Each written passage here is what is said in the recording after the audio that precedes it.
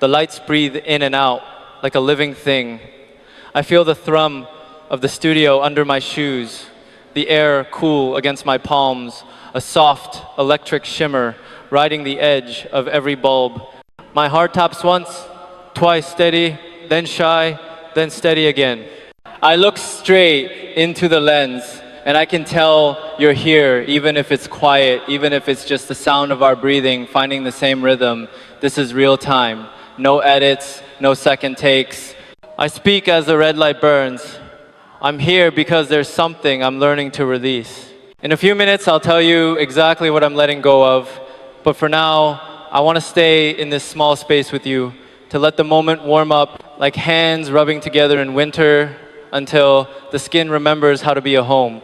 You call yourselves army and I call you family.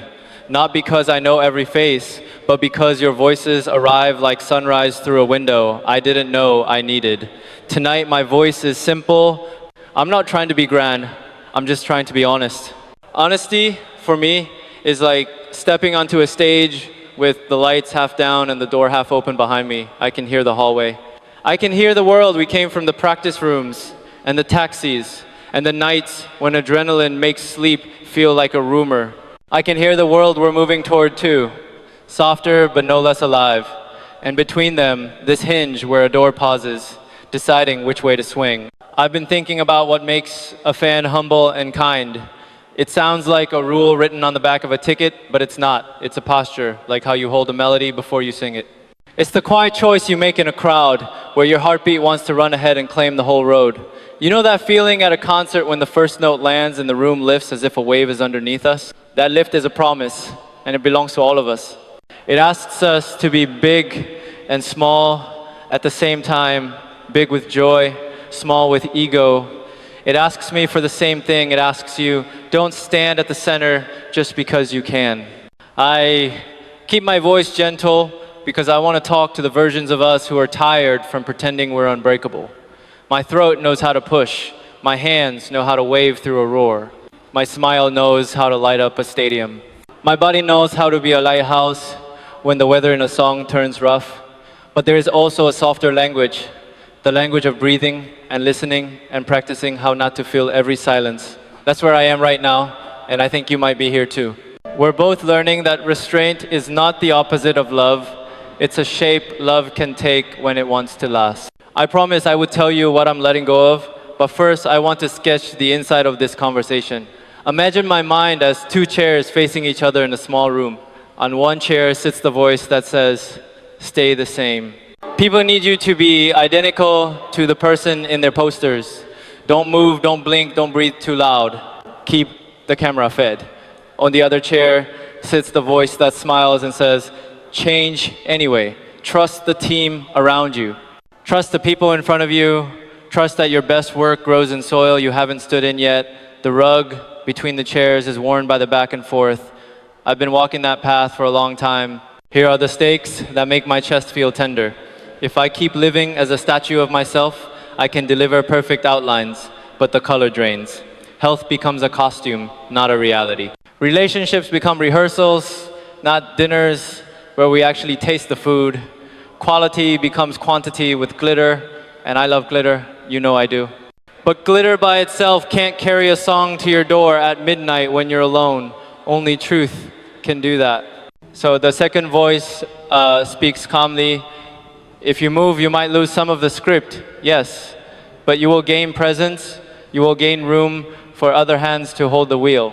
You will gain the kind of energy that doesn't burn you for fuel. Sometimes I practice the art of standing still, not on stage, on a staircase, in a building I pass through every day. There's a narrow window there that faces east. In the earliest morning, when the city is still choosing which noises to make, I stand and watch the sky relent from bruised purple to quiet gold. One morning, I take a folded sheet of lyric paper from my pocket. There's a smudge where my thumb pressed too hard the night before. The hallway smells faintly of coffee. I hold the paper to the glass and read the line I wrote when I was too tired to care about being clever. A goodbye is a door that opens inward. I'm not sure what I meant then. I'm more sure now. The gloss is cool. My breath fogs a circle around the word open, and for a second, the world behind the window disappears, and I only see the letter O like a mouth forming a soft, surprised hello. That moment marks a turn I don't notice until later. The turn is subtle. It doesn't ask for fireworks. It asks me to admit I can't be the center of everything I love and still keep loving it purely. It asks me to trust a team that is not there to replace my voice, but to protect it, to aim it well, to rest it when rest will make it truer. It asks me to trust you to remain the kind of fans who remember that kindness is the best vantage point in any venue. You don't need to win the front row to be close. You just need to bring a heart that doesn't push others out of the frame. So what am I letting go of? The easy answer is control, but that word has too many shadows. I'm letting go of my need to hold every lever with both hands. I'm letting go of the reflex to calibrate every smile, every angle, every breath until it's safe from misunderstanding. Misunderstanding comes anyway. I'm letting go of the story that says being everything to everyone is the same thing as being fully myself. I'm letting go of the belief that a concert is perfect only when I can sense every molecule in the room answering to me. That story is heavy. It doesn't leave space for the magic you bring, the harmonies I don't script, the waves I don't command, the gentleness in the way you lift someone shorter onto your shoulders so they can see. If you've ever shared a piece of your heart with strangers, you know the price and the prize tangle together. The price is privacy, timing, the luxury of a bad day. The prize is connection, purpose, the thunder of voices that meet your voice and turn it into something larger than your mouth can hold. When the prize is loud, it's easy to forget that is the quiet that keeps it honest. The quiet is where I hear the next song asking to be born. The quiet is where I meet the boy who first fell in love with the taste of melody rolling over his tongue. He's still here. He's just a little less certain and a lot more grateful. Do you ever feel like you have to clap for yourself just to prove you're still present? I do. I used to. Sometimes I still do. But the new practice is different. It's like standing at that half-open door and letting the breeze decide which way it swings. It's like inhaling until my ribs stop arguing with my lungs. It's like accepting that dusk is not the end of light. It's the prelude to morning in another language. When I say be humble and kind, I'm not asking you to be small. I'm asking you to be rooted. A rooted tree can sway without breaking. A rooted heart can scream lyrics without shredding the throat of its gentleness. A rooted crowd can lift the room without crushing the people at the edges. I want to confess something that feels both obvious and difficult. I can't carry the whole night anymore, and I don't want to. Not because the night is less beautiful, but because it becomes more beautiful when I hold my piece and let others hold theirs. The band, the crew, the writers, the planners, the friends who tell me the truth before the world does. When I let them lead, the show breathes. When I let you lead, when your kindness polices your own corners, when your humility becomes contagious, the show heals. It's not just volume, it's temperature. It's not just timing, it's trust. You have waited patiently for me to say the simple thing I promised at the start. So here is a piece of it, the mini truth that slides across the floor like a letter under a door. I'm letting go of my place at the center. I'm learning to love the circle from the side, where the view of your faces is wider and my breathing is easier. It doesn't mean I'm leaving. It means I'm arriving more human, more honest, more able to lift what's mine without dropping what matters. And as I step a little to the side, I feel the room make room back. That's how I know we're learning together. The camera's red light softens, but I keep my eyes where yours would be, and I let the next words come without hurry. The consequence of shifting away from the center is not absence, it's presence with borders.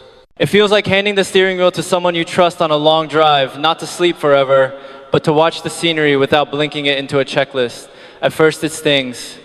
The old reflexes reach for the controls the way a hand reaches for a light switch in a new apartment, certain it knows the wall. I smile at my own clumsy fingers and put them in my pockets. I let the car move. I watch how the road lifts and falls, how the rhythm of the trip belongs to all of us, not just the one who holds the wheel. Trust is not a slogan I paste over the gaps. It's an action that has to be repeated when no one is cheering. For me, it's answering a message with, what do you think, and meaning it. It's walking into rehearsal and letting the room surprise me. It's leaving a note that says, if my voice asks for rest, listen to it before I do. It's asking a friend to stop me when my instincts dress up fear as perfectionism. It's showing up to the stage door a few minutes earlier just to feel the hallways quiet, to let it clean the noise in my head like waves smoothing rocks. When I can't trust, I get loud. When I do trust, I get clear. There is a way to be a fan that makes the music last longer.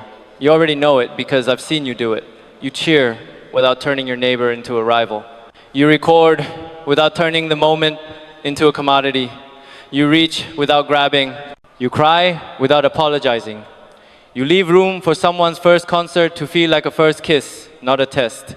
Humble and kind is not a downgrade, it's premium seating for the soul.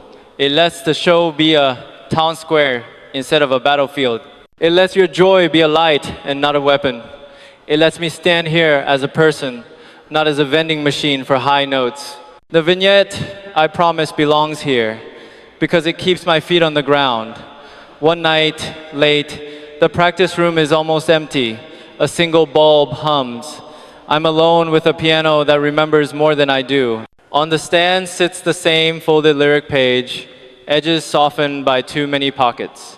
I play the line that never behaves, and then I stop. My fingers hover above the keys, and I notice the silence like a living thing lying down beside me. In that quiet, I think of a fan I've never met, helping someone lift their sign so it doesn't block the view. I think of a smile traded on a subway platform after a concert, the glow still clinging to a jacket. I think of the morning sun through that east window. I think if the show is just about me, these moments don't happen. If the show is about us, everything small becomes a cathedral. From that room, I walk into a morning that smells like rain. The city is gentle, as if it has chosen to believe in us a little more today. I realize I'm not trying to outrun yesterday anymore. I'm trying to arrive exactly where I am and bring you with me. Arriving means singing a little less loudly in my own head and listening a little more carefully to yours. Arriving means telling the truth when I'm tired.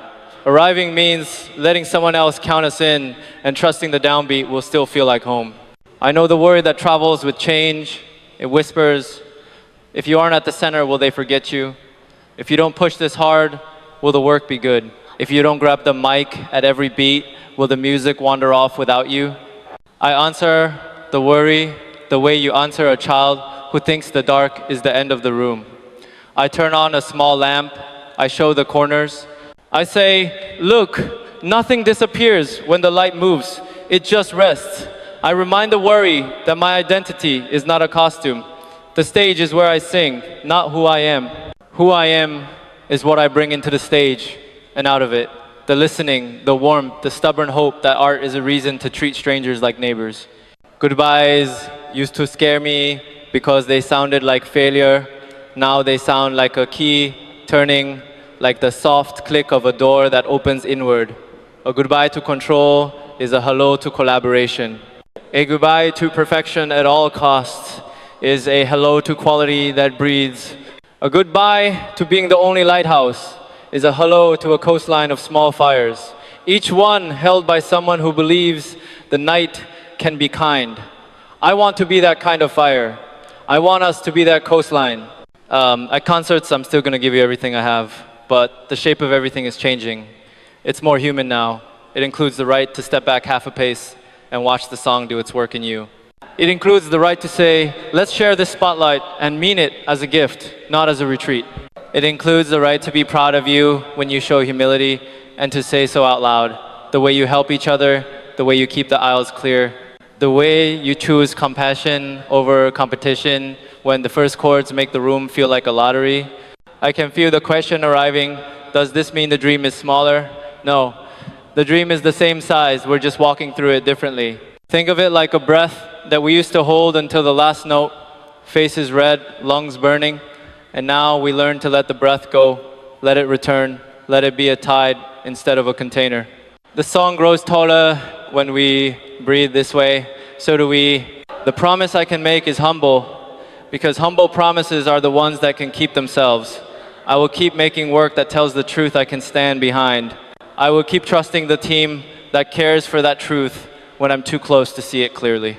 I will keep choosing the version of me that doesn't need to be the only sun in the sky. I will keep asking you to be the kind of fans who make every room safer than when you arrived, quieter when it needs to be, louder when kindness asks for courage.